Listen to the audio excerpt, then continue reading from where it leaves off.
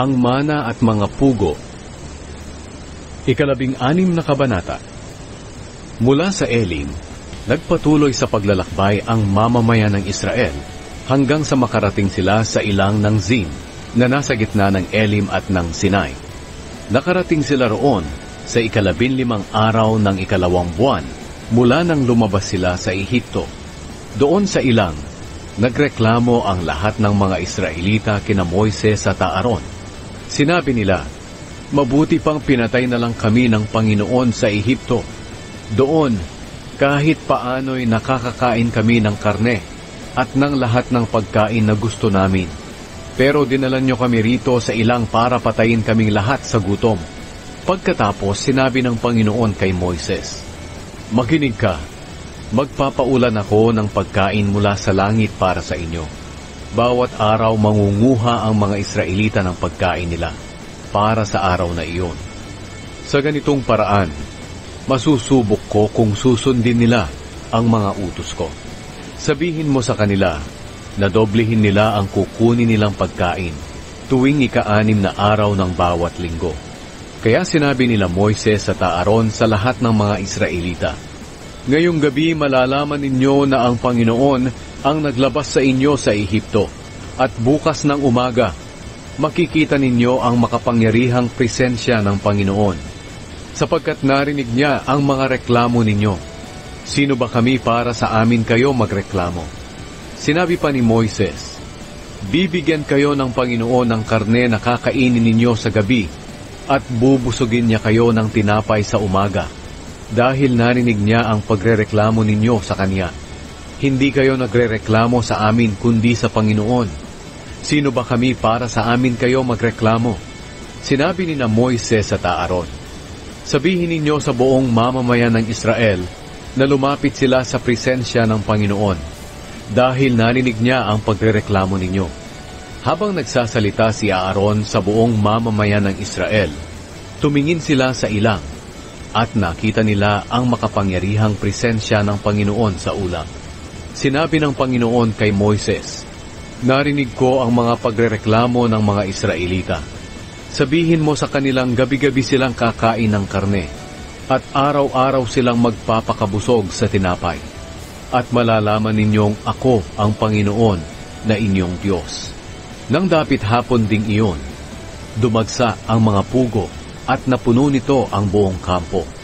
Kinaumagahan, basa ng hamog ang buong kampo. Nang mawala ang hamog, may nakita silang maliliit na bagay sa lupa na puting-puti. Hindi nila alam kung ano ito, kaya nagtanungan sila, "Ano kaya iyan?"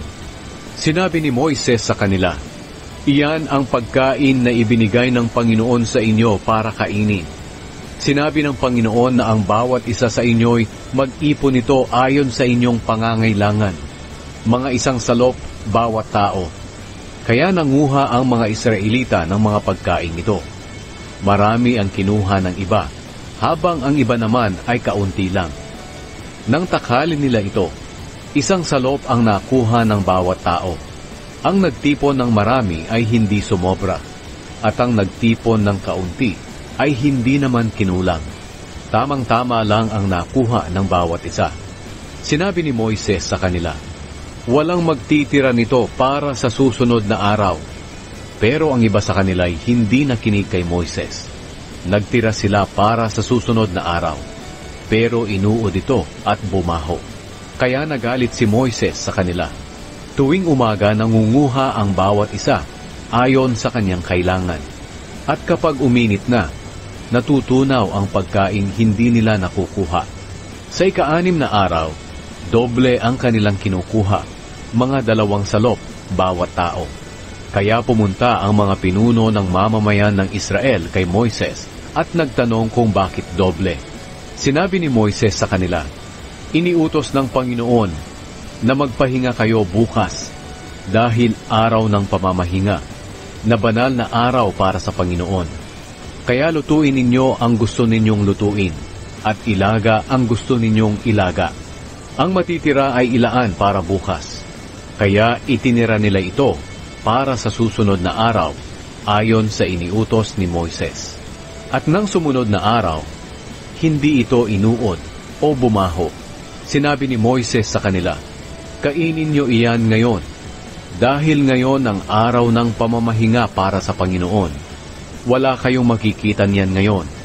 Makakakuha kayo ng pagkain ito sa loob ng 6 na araw. Pero sa ika-7 araw ay magpahinga kayo. Sa araw na iyon, wala kayong makukuhang pagkain."